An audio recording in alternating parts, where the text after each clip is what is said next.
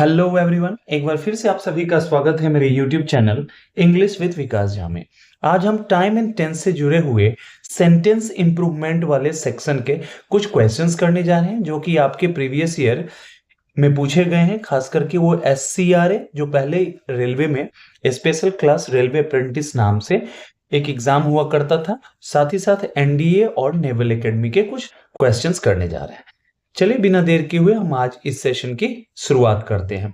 First question जो आपके screen पे है कहता है the sun is rising in the east. Means जो भी येलो कलर में आपको दिख रहा है इसे आप इंप्रूवमेंट करेंगे अगर रिक्वायरमेंट है इस चीज की। कहता है the sun is rising in the east. SCRA 2011 में ये पूछा गया है। अब कहता है कि इस पार्ट को आप क्या करना चाहोगे, ये सही है या फिर इसे इंप्रूवमेंट की आवश्यकता है। चलिए देखते हैं। सबसे पहली बात है, ये सेंटेंस अगर गौर करें तो आपको लगेगा कि ये किसी यूनिवर्सल फैक्ट की बात की जा रही है, यूनिवर्सल ट्रूथ की बात की जा रही है जो कभी परिवर्तित नहीं होता है। Means something that goes for a long period of time, it may be of decade, of century और for the whole time we talk about. Clear है?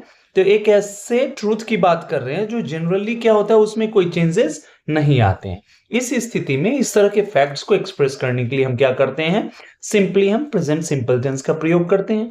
और प्रेजेंट सिंपल टेंस के जो वर्ब फॉर्म्स होते हैं वो होता है आपका V1 और V5। क्लियर है? चलिए आगे बढ़ते हैं। अर्थात इसे रिक्वायरमेंट है किस चीज की, इंप्रूवमेंट की। That's why we have to choose the option which consists of V1 or V5, and we know that the singular subject requires a singular verb and V5 is the singular form of verb. Clear? अब देखेंगे ये आपके option number B में मौजूद है। अर्थात आपका option number B जो है इसको क्या करेगा, इंप्रूव करने में मदद करेगा। That's why we are here to choose the option number B. Next question, he has gone to Kolkata last week. कहता है कि वह पिछले सप्ताह कोलकाता गया। ये भी आपका SCRA 2015 में पूछा गया है। कहता है कि लास्ट वीक आप देख रहे हो, लास्ट शब्द जो है आपका यहां पे, it is your keyword that denotes something that took place in the past time. Means कोई भी ऐसी एक्टिविटी हुई है जो पास्ट से रिलेट करती है, और हम सबको पता है कि पास्ट से रिलेट करने का मतलब क्या है कि पास्ट टेंस का होना चाहिए। और हमने देखा क्या, यहाँ हैज गॉन है प्रेजेंट का है, क्योंकि हैज जो है वर्ब का फिफ्थ फॉर्म है।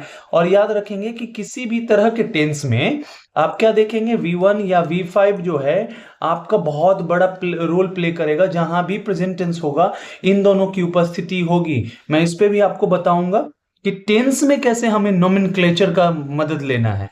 क्लियर है?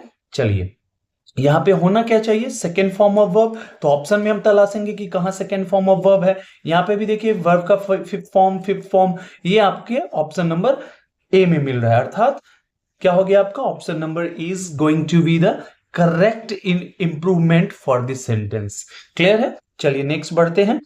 आगे कहता है if he would receive my letter in time he will be able to change his plans.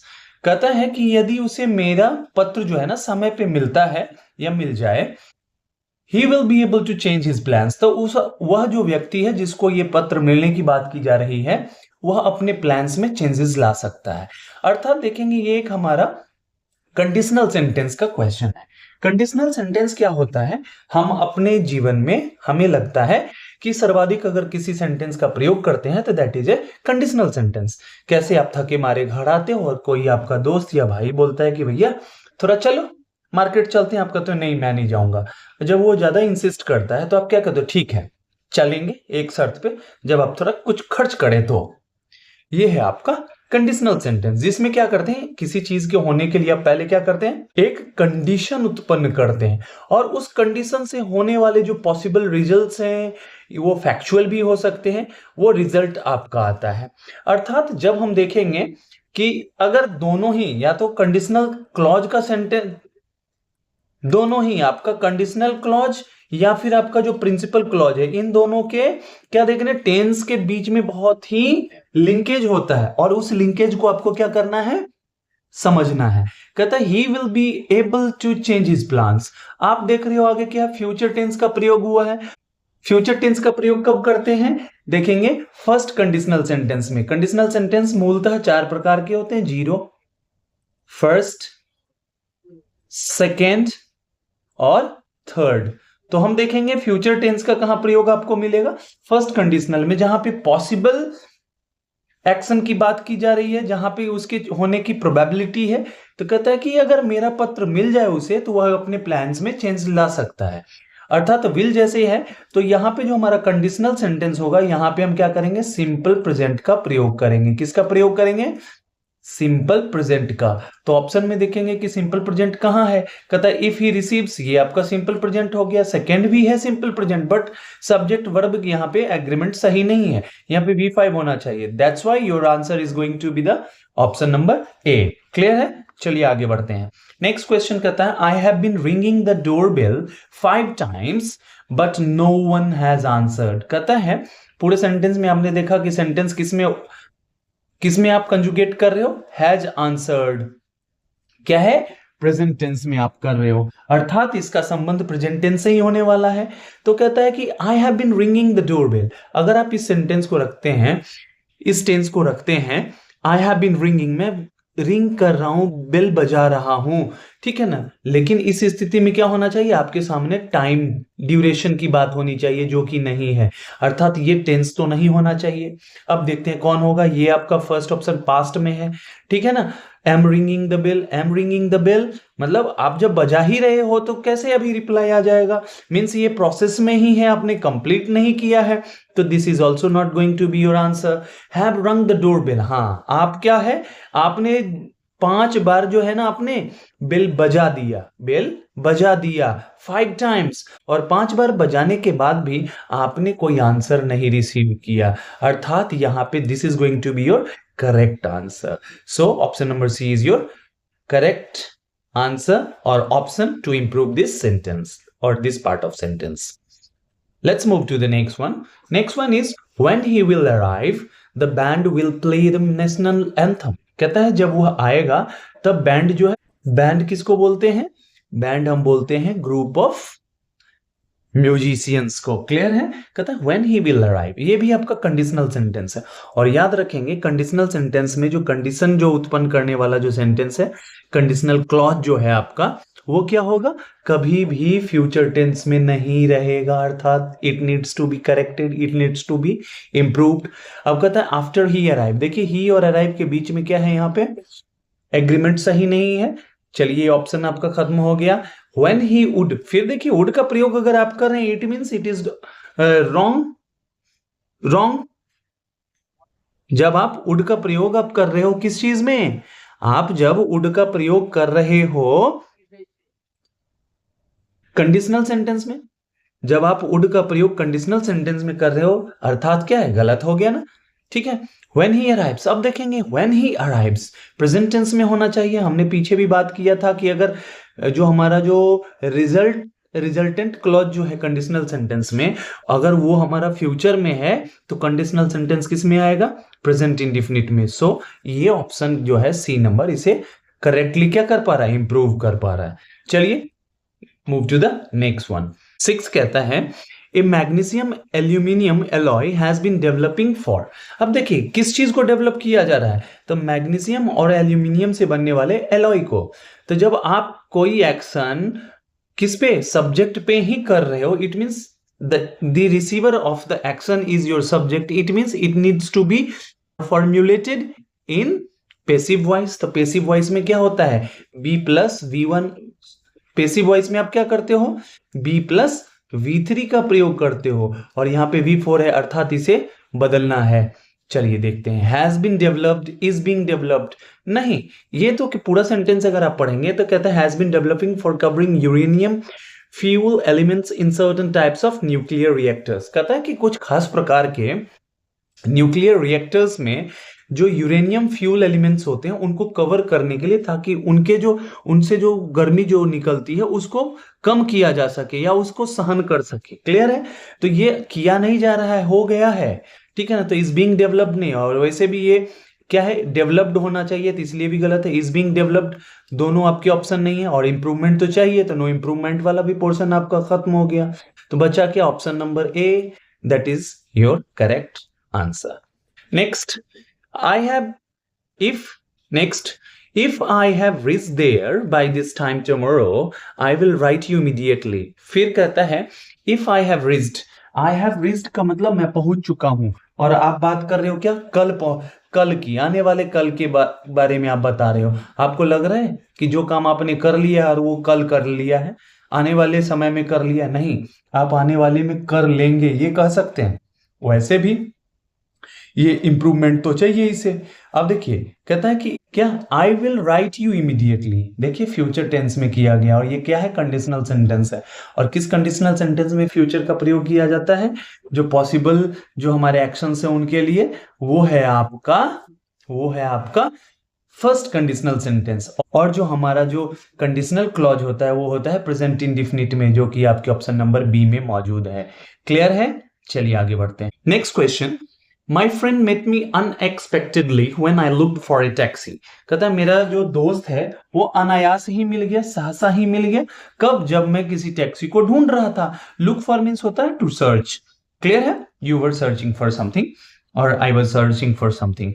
कहता है इट मीन्स लुक्ड मीन्स एक बार आपने पास्ट में किसी एक्शन की बात की जो शुरू हुआ और खत्म हो गया। क्लियर है?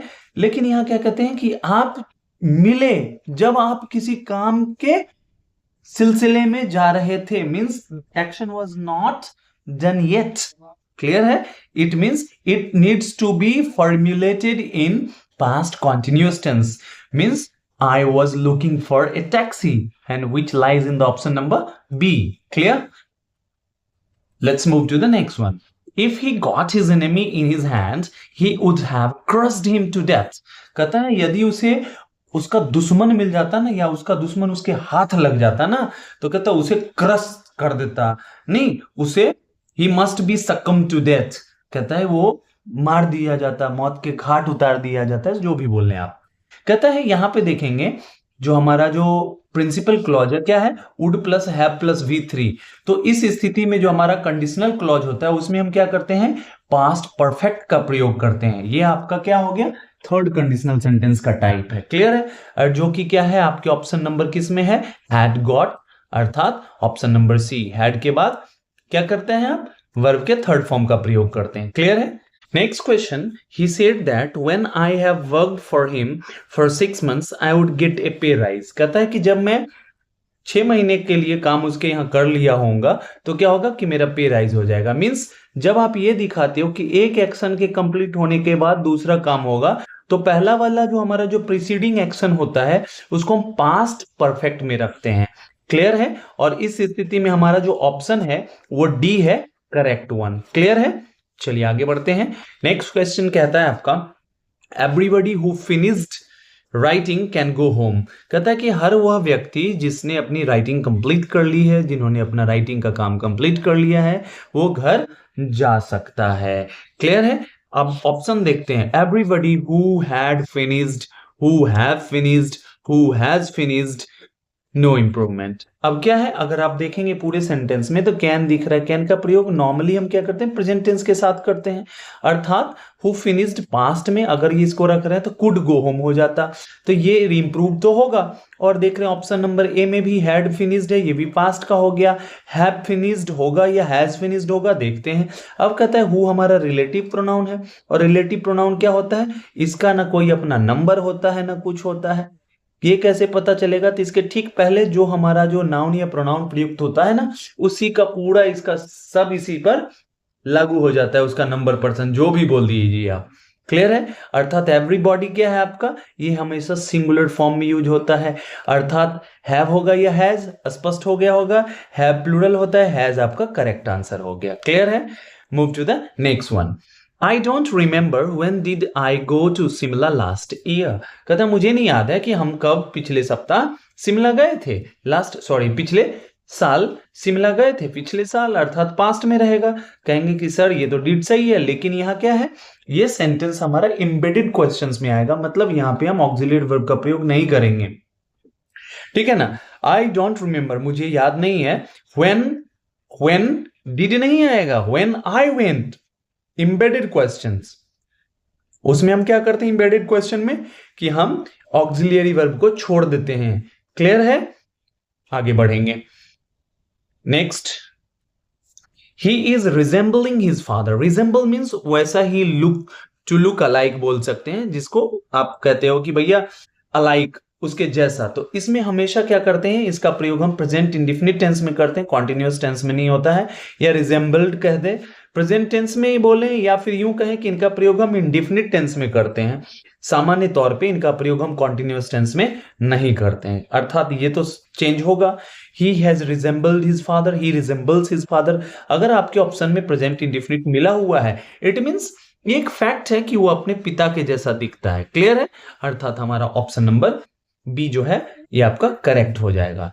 He is living in this house for the past 10 years। कहता है वह इस घर में पिछले 10 साल से रह रहा है, अर्थात रह रहा है, पिछले काम शुरू हुआ 10 साल पहले और अभी भी जारी है, और 10 साल का काम 100% डन है। 100% डन के लिए परफेक्ट टेंस और जारी है कॉन्टिन्यूअस, अर्थात परफेक्ट कॉन्टिन्यूअस होना चाहिए। तो पहला है वाज लिविंग, ये सीधे कॉन्टिन्यूअस है। हैड बीन लिविंग सीधे, हाँ ये आपका क्या है, परफेक्ट कॉन्टिन्यूअस है। हैज बीन लिविंग ये भी आपका परफेक्ट कॉन्टिन्यूअस। अब देखना है कि इन दोनों में होगा कौन। तो क्या है, पास्ट 10 years। आप ऐसे मत सोचिए कि पास्ट है तो इसलिए हम इसका पास्ट टेंस का प्रयोग कर देंगे, नहीं, पिछले 10 साल से वो रह रहा है, ये हो सकता है। और पूरा जब क्लियरली पता नहीं है कि इसका किसी पीछे वाले सेंटेंस से क्या संबंध है या आगे वाले सेंटेंस में, तो प्रेजेंट को चुनेंगे आप, ठीक है ना। ही हैज बीन लिविंग चुनेंगे। हैड का भी प्रयोग हो सकता है, बट यहां इसलिए नहीं करेंगे क्योंकि कहीं भी किसी तरह से पास्ट के बारे में नहीं बताया गया है, कोई लिंकेज नहीं है। क्लियर है? अर्थात ये हमारा ऑप्शन नंबर सी जो है करेक्ट आंसर हो जाएगा। And this was the last question of the series, and thank you for watching and being with me. और अच्छा लगे तो लाइक शेयर सब्सक्राइब जरूर कीजिए और ज्यादा से ज्यादा लोगों तक पहुंचाइए। और एक बार फिर से गुजारिश करेंगे कि जो भी आपके डाउट्स हैं, जिस तरह के लेसन्स आपको चाहिए, प्लीज कमेंट में जरूर बताइए, ताकि हमें भी मोटिवेशन मिलता रहे। And thank you so much.